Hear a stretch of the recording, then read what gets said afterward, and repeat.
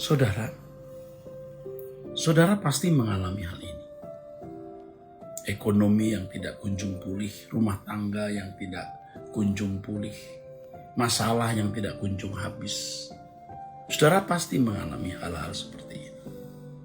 Nah, jika saudara mau mengerti, mau memahami bahwa melalui semua itu Tuhan mau menguji kita, apakah kita tetap mempercayai Dia? Percaya itu bukan hanya mengaku Dia itu Tuhan, Dia juru selamat, Dia baik, tapi juga mempercayai jalan-jalan yang Tuhan tunjukkan kepada kita. Mempercayai manuvernya, gerakannya, tindakannya, saudara, yang melampaui pikiran kita.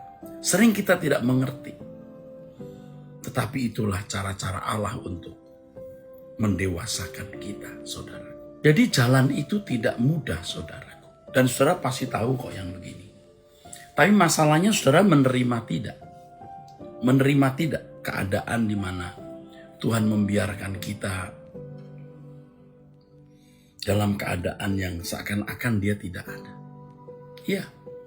Dan Allah yang besar, Allah yang agung, Allah yang mulia, Allah yang pantas untuk dipercayai dalam keadaan di mana seakan-akan Dia tidak ada. Jadi kalau ada tanda-tanda Dia nyata, ada tanda-tanda kehadirannya, tanda-tanda pertolongannya, mempercayai Dia itu mudah. Tetapi ketika tidak ada tanda-tanda kehadiran Allah, tidak ada tanda-tanda Dia menolong kita, tapi kita tetap mempercayai Dia, nah itu yang luar biasa.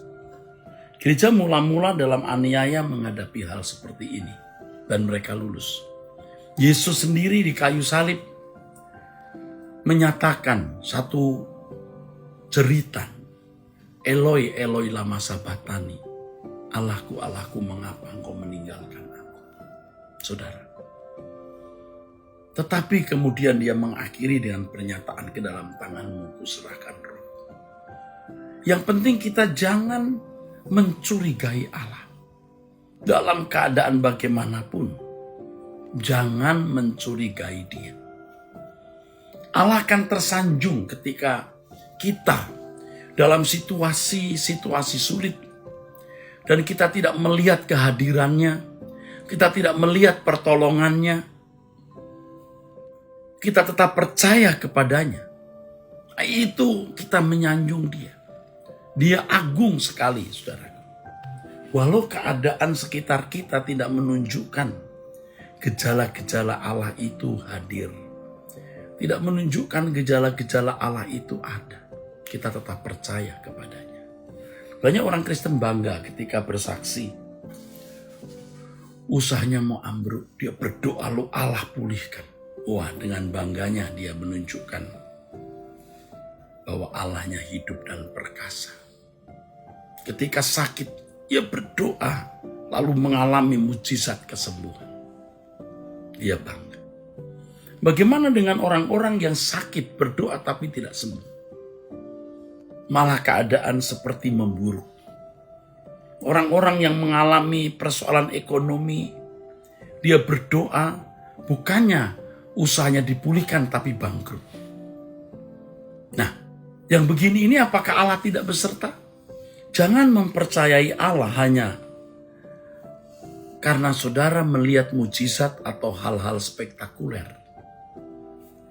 Percayai Dia walaupun keadaan tidak mendukung sama sekali percaya kita. Walaupun kita tidak melihat gejala-gejala kehadiran Allah, kita tidak melihat pertolongan dan kehadirannya, tapi kita tetap percaya. Nah, kalau kita berurusan dengan Allah hanya karena kita mau mengalami mujizat, berkat jasmani, dan bisa melewati hidup di dunia dengan baik dan nyaman dan mudah, kita tidak meniti karir di kekekalan, kita hanya meniti karir di bumi, dan kita hanya minta, dan kita hanya mau menggunakan kuasa Tuhan, kita memanfaatkan kuasa Tuhan, kita memonopoli, kita memanipulasi.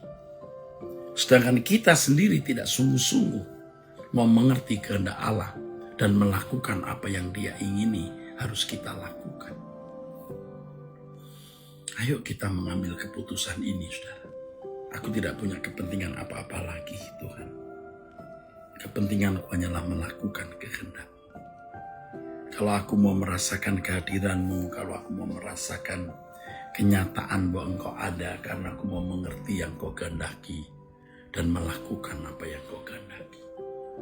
Kalau aku berurusan dengan Engkau bukan karena aku mau melihat yang sakit sembuh, persoalan-persoalan Engkau selesaikan dengan ajaib, dan aku bisa berbangga diri kepada manusia lain karena aku disertai Engkau secara istimewa.